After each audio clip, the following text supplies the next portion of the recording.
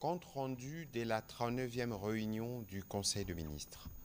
Le président de la République, chef de l'État, a présidé ce vendredi 11 avril 2025 à la Cité de l'Union africaine, la 39e réunion du Conseil de ministres. 4 points étaient inscrits à l'ordre du jour, à savoir 1. Communication de son Excellence Monsieur le Président de la République. 2. Points d'information. 3. Approbation d'un relevé des décisions du Conseil de ministres. 4. Examen et adoption de textes. La communication du Président de la République a porté sur 3 points principaux, à savoir 1. De la gestion des catastrophes dues aux pluies diluviennes et autres. Le Président de la République a commencé par rappeler sa communication à l'occasion de la 2e réunion extraordinaire du Conseil de ministres tenue le 6 décembre 2024, où il avait attiré l'attention du Conseil sur la recrudescence des catastrophes naturelles dans notre pays, entre autres des inondations meurtrières et des pluies diluviennes. Afin de prévenir toute aggravation de la situation, il avait exhorté le gouvernement à renforcer ses capacités de réponse rapides et efficaces face aux crises humanitaires, en dotant les structures compétentes comme la Caisse des solidarités nationales et des gestions humanitaires de catastrophes des ressources matérielles et financières nécessaires. Récemment, le 4 et 5 avril 2025, les pluies diluviennes ont frappé la ville de Kinshasa et la province du Congo central, provoquant des inondations sévères, de pertes en vies humaines, des déplacements de population, des destructions d'infrastructures vitales, ainsi que de perturbations majeures des circulations, notamment sur la route de l'aéroport de Ndjili et sur la RN1. Au regard des prévisions alarmantes de la Metelsat concernant le mois d'avril et mai 2025, le président de la République a insisté sur l'impérieuse nécessité pour le gouvernement central et les autorités provinciales de Kinshasa de procéder à une évaluation rigoureuse de l'ampleur de récents événements et de prendre sans délai des mesures d'urgence adaptées afin de soulager les populations affectées et de protéger les vies humaines en complément des actions déjà entreprises. Il a par ailleurs engagé la Première ministre avec tout le ministre sectoriel à définir un schéma clair et opérationnel des gestions de catastrophes en vue de prévenir de nouvelles tragédies. De même, le ministre des Finances a été instruit de veiller à la mise à disposition effective de fonds nécessaires au profit de la Caisse de solidarité nationale et des gestions humanitaires de catastrophes afin de lui permettre de remplir pleinement sa mission. Le deuxième point de la communication du président de la République a porté sur la réduction du prix du passeport biométrique ordinaire. Fidèle à son engagement pris en 2019 afin de soulager nos compatriotes du poids financier lié à l'acquisition du passeport ordinaire biométrique, le président de la République avait alors décidé d'en réduire le coût à l'équivalent en francs congolais de 99 dollars américains. Cette décision s'inscrivait dans une vision plus large de l'action publique, celle de rapprocher l'état des réalités quotidiennes de nos concitoyens en faisant de la justice sociale, de l'efficacité administrative et de la bonne gouvernance les piliers de notre gestion. Aujourd'hui, dans la même dynamique, avec la ferme volonté de rendre ce document essentiel encore plus accessible, le président de la République a pris la décision, après analyse des différents paramètres lui présentés, de ramener les prix du passeport ordinaire biométrique à l'équivalent de dollars américains, 75 dollars. Cette mesure, à forte portée symbolique et sociale, vise à garantir à chaque citoyen et chaque citoyenne un droit fondamental, celui de pouvoir s'identifier et circuler librement sans que des conditions financières n'en constituent un frein. Elle participe également d'une volonté politique affirmée de réformer l'administration au service de la population en la rendant plus équitable et plus inclusive. Son exécution devra se faire avec rigueur, équité et responsabilité en tenant compte des éléments suivants. La préservation des engagements contractuels en cours afin de maintenir la crédibilité de l'État et sa capacité à honorer ses obligations essentielles. La sauvegarde de la paix sociale en évitant toute démarche brusque ou précipitée susceptibles d'affecter les agents impliqués dans la chaîne de production et des délivrances de passeports dont le rôle reste crucial. À cet effet, il a instruit la ministre d'État, ministre des Affaires étrangères, à engager sans délai une concertation approfondie avec le ministre d'État, ministre du Budget et celui des Finances. Par ailleurs, il est attendu que la ministre d'État en charge des Affaires étrangères soumet dans le meilleur délai au gouvernement un calendrier clair et détaillé de mise en œuvre comportant notamment la date précise du lancement officiel du nouveau passeport ordinaire biométrique avec la nouvelle tarification. Le troisième point de la communication du président de la République a porté sur la problématique de suspension des mandataires publics. Le président de la République est revenu sur le constat des tensions concernant la gestion des actions disciplinaires à l'égard des mandataires publics, tant au sein des entreprises du portefeuille que des établissements publics de l'État, en vue de garantir le fonctionnement harmonieux et de préserver la paix sociale. Le président de la République, sans préjudice des textes légaux et réglementaires, a décidé que toute initiative de suspension d'un mandataire public par sa tutelle lui soit désormais systématiquement communiquée pour approbation préalable et expresse. La Première ministre informée. Cette mesure vise à assurer que toutes les décisions soient prises en toute transparence et conformément aux règles en vigueur. Tous les cas de suspension litigieux et ceux contestés en cours doivent lui être communiqués dans les meilleurs délais. Par ailleurs, le président de la République a engagé la Première ministre à organiser régulièrement, avec le concours de son cabinet et du ministre du portefeuille, des sessions de formation à l'attention des responsables tant des entreprises et établissements publics que de la tutelle sur les procédures disciplinaires afin d'éviter les abus et de garantir les droits et les obligations des uns et des autres. Au deuxième chapitre du Conseil de ministres de ce jour, relatif au point d'information, État et administration du territoire. Le vice-premier ministre, ministre de l'Intérieur, a présenté au Conseil l'État et l'administration du territoire. L'état d'esprit de la population a été principalement marqué par la consternation consécutive au sinistre dans la ville de Kinshasa, par l'inondation de plusieurs quartiers provoqués notamment par les débordements de la rivière Njili. Dans un autre chapitre, il a informé le Conseil de l'organisation d'un atelier dans quelques provinces à l'intention de comités locaux de sécurité en vue de lutter efficacement contre la criminalité et le banditisme. Au chapitre de catastrophes et sinistres, le vice-premier ministre, ministre de l'Intérieur, a évoqué pour le cas des pluies diluviennes de Kinshasa les bilans de 48 décès, plus de 7000 sinistrés. Il a aussi fait mention du bilan dans la province du Congo central, mais aussi du naufrage d'une baleinière dans la province de l'Équateur. Des pluies diluviennes ont également fait périr 2 personnes dans la province du Sud Kivu et 2 autres dans celle du Tanganyika. Toujours sur ce chapitre sécuritaire, le vice-premier ministre, ministre de la Défense nationale, a quant à lui informé le membre du Conseil de la situation des opérations militaires sur les différents fronts, y compris celles dans la périphérie de Kinshasa. Évolution de la situation récente sur le marché d'échange ainsi que de biens et services. Intervenant comme invité, la gouverneure de la Banque centrale a indiqué que la conjoncture économique reste marquée par la poursuite du processus de désinflation et de la stabilisation du marché d'échange en dépit de perspectives mondiales moroses. En effet, l'inflation et la dépréciation de la monnaie nationale reculent par rapport à l'année précédente. Cette situation est le fruit d'un maintien d'une politique monétaire restrictive et d'une meilleure coordination de politiques conjoncturelles. Au cours de la première semaine d'avril 2025, le taux d'inflation hebdomadaire s'est établi à 0,16% contre 0,15% une semaine plus tôt, portant les cumuls annuels à 2,52% contre 3,9% la période correspondante de 2024. En glissement annuel, le taux d'inflation a atteint 10,16% contre 21,34% à la période correspondante de 2024 et une prévision de 7,8% à la fin de 2025. Au 3 avril 2025, le franc congolais a connu par rapport au dollar américain une dépréciation de 0,12% à l'indicatif et une appréciation de 0,16% au parallèle par rapport au 28 mars 2025.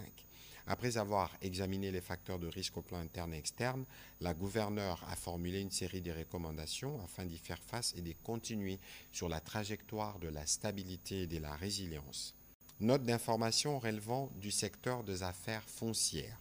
La ministre d'État, ministre des Affaires foncières, a présenté au Conseil la note relative à l'interdiction de la désignation des agents et cadres des circonscriptions foncières par les gouverneurs et autres autorités des entités territoriales décentralisées en vue d'atteindre les objectifs liés à la bonne gouvernance foncière telle qu'inscrite dans la lettre de mission de la Première ministre chef du gouvernement.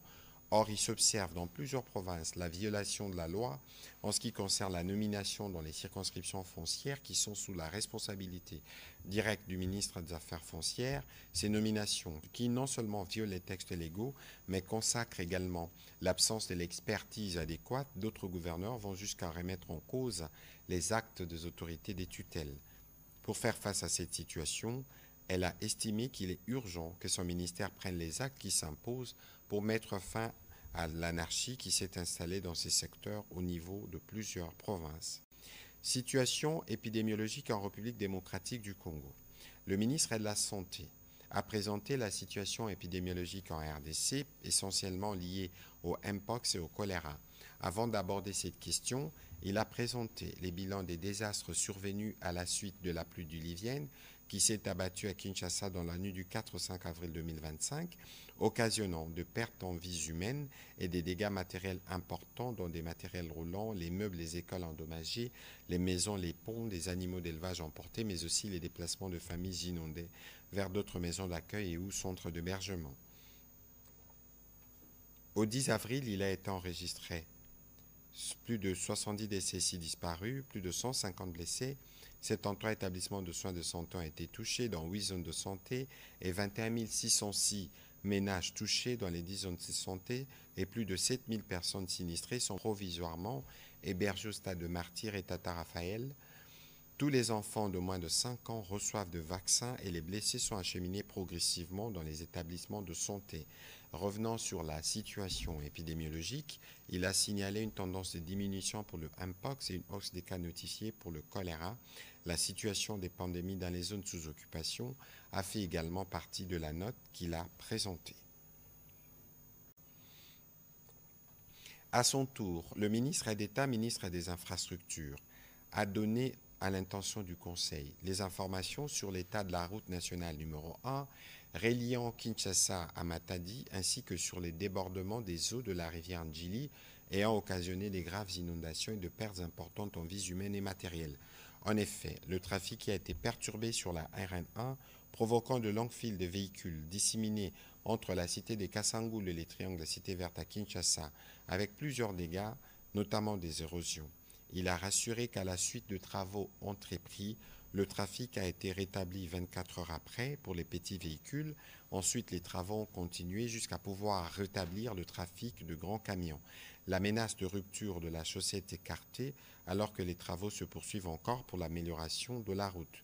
S'agissant du débordement de eaux de la rivière Ndjili, il a fait savoir que Kinshasa est en proie à des inondations et érosions occasionnées notamment par les eaux de ruissellement canalisées sans respecter les exigences de l'urbanisme. Les réseaux existants est devenu inopérants pour l'évacuation de eaux fluviales. Les occupations anarchiques des espaces non édificandis constituent une autre pratique dangereuse, accentuant les phénomènes décriés parmi lesquels l'encombrement de berges des rivières. Il a attiré l'attention du Conseil sur le risque que court la partie ouest de Kinshasa de subir les mêmes conséquences à cause de l'occupation anarchique de la baie d'Engaliema.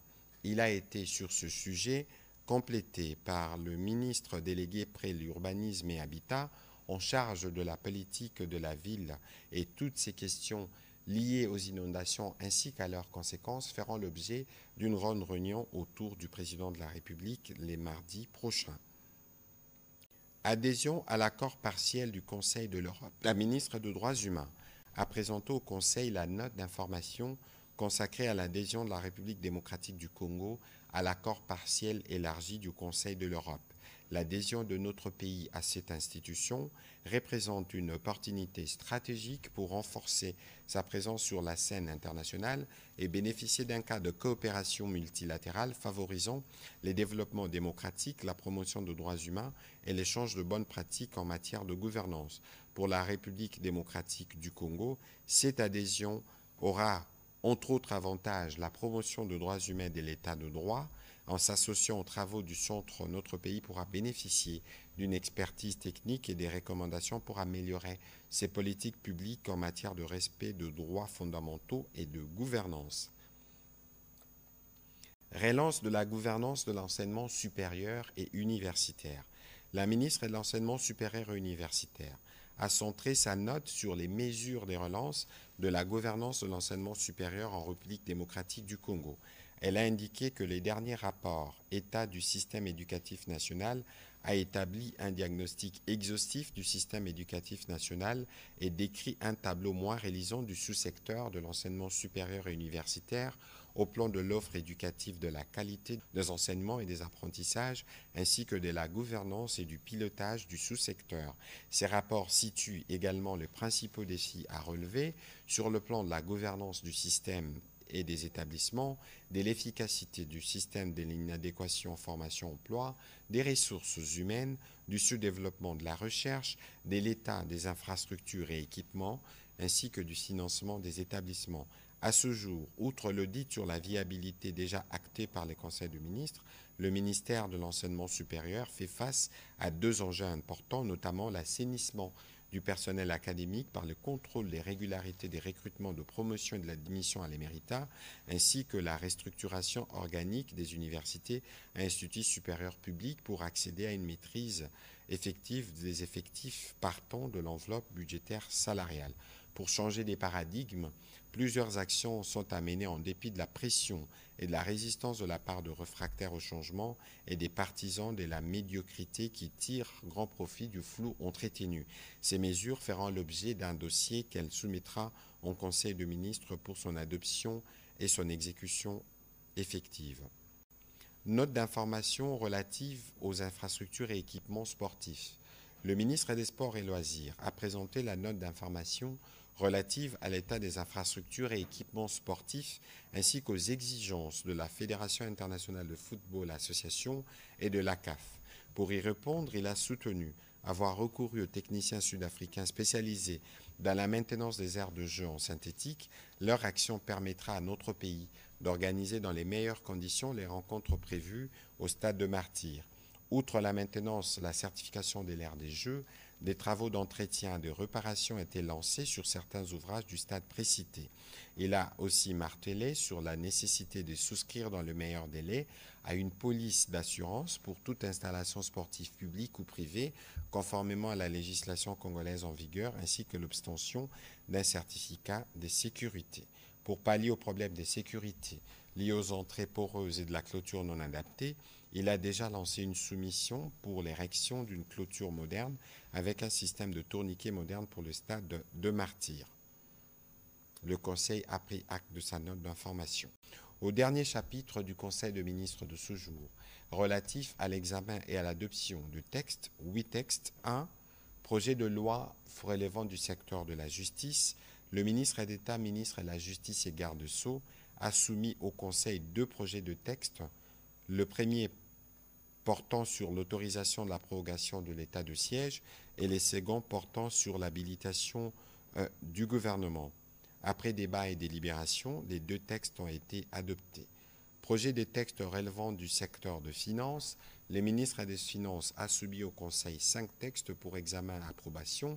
Il s'agit respectivement du projet de décret portant réglementation de la vidéo-verbalisation en matière de contraventions routières, le projet des décrets portant modalités d'exploitation et des fonctionnements du lieu de mise en fourrière de véhicules, les projets des décrets fixant le cadre général de réévaluation légale de l'actif immobilisé des entreprises, le projet de loi portant principes fondamentaux du secteur de jeux d'argent et des hasards en République démocratique du Congo, et enfin le projet de loi portant modification de la loi numéro 15/05 du 17 mars 2025 portant code des assurances. Après débat et délibération, ces textes ont aussi été adoptés. Dernier texte soumis au Conseil de ministres de ce jour, projet des décrets relevant du secteur des hydrocarbures. Le ministre des hydrocarbures a soumis au Conseil le projet des décrets afférents au régime d'attribution de droits pétroliers à la Société nationale dans le cadre de la valorisation des ressources en hydrocarbures et de la relance du processus d'exploration et d'exploitation en République démocratique du Congo. En exécution de la lettre de mission de la Première ministre, il a motivé la nécessité de déterminer une nouvelle stratégie de relance des travaux d'exploration et de dynamisation de la production pétrolière dans les cas de valorisation du domaine pétrolier. C'est dans ce sens que la nouvelle stratégie consiste dans l'immédiat à l'attribution à notre Société nationale Sonaïdroc des droits pétroliers pour les blocs 1 et 2 du Graben-Albertine sur la base d'un contrat de service conformément à la loi numéro 15/012 du 1er août 2015 portant régime général des hydrocarbures, ce qui requiert un cadre réglementaire conséquent. Le présent texte a donc l'avantage de confirmer de manière précise les modalités d'attribution directe de droits des hydrocarbures à la Société nationale et les régimes juridiques et fiscaux y afférents dans le respect des dispositions légales en matière des hydrocarbures. Après débat et délibération, le Conseil a approuvé ce projet de décret. Commencé à 15h24, la réunion du Conseil de ministres a pris fin à 20h31. Je vous remercie.